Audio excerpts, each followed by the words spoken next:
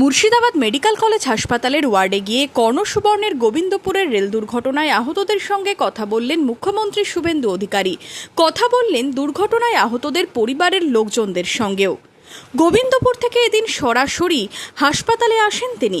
মুখ্যমন্ত্রীর সঙ্গে ছিলেন রাজ্যের অনগ্রসর শ্রেণী কল্যাণ, বিভাজন, শিক্ষা প্রসার ও গ্রন্থাগার পরিষেবা বিভাগের মন্ত্রী গৌরীশঙ্কর ঘোষ, জেলাশাসক আর অর্জুন, মুর্শিদাবাদ রেঞ্জের ডিআইজি অজিত সিং যাদব, মুর্শিদাবাদ পুলিশ জেলার পুলিশ সুপার সচিন মক্কার, জেলা মুখ্য স্বাস্থ্য আধিকারিক সন্দীপ সান্যাল, মুর্শিদাবাদ মেডিকেল কলেজ হাসপাতালের প্রিন্সিপাল ডাক্তার অনাদি রায়চৌধুরী সহ অন্যান্য চিকিৎসকেরাও। এদিন হাসপাতাল থেকে বেরিয়ে মুখ্যমন্ত্রী জানান, আহতদের চিকিৎসা চলবে। হাসপাতালে চিকিৎসাধীন আহত শিশুর পড়াশোনার দায়িত্ব নেব। পাশাপাশি যার জন্য এত বড় ঘটনা ঘটেছে তার বিরুদ্ধে কড়া ব্যবস্থা নেওয়া হবে। না, ও তো এমনি ঠিক আছে, ট্রিটমেন্ট চলবে। আমরা ট্রিটমেন্টের দায়িত্ব নিয়েছি, জেলা শাসককে বলেছি আমি, উনি সব দায়িত্ব নিয়েছেন। এমএসবিপি দেখবেন, ওর মা ও বাচ্চার ভবিষ্যতের জন্য বলেছি, আমি পড়াশোনার দায়িত্ব নেব বলেছি।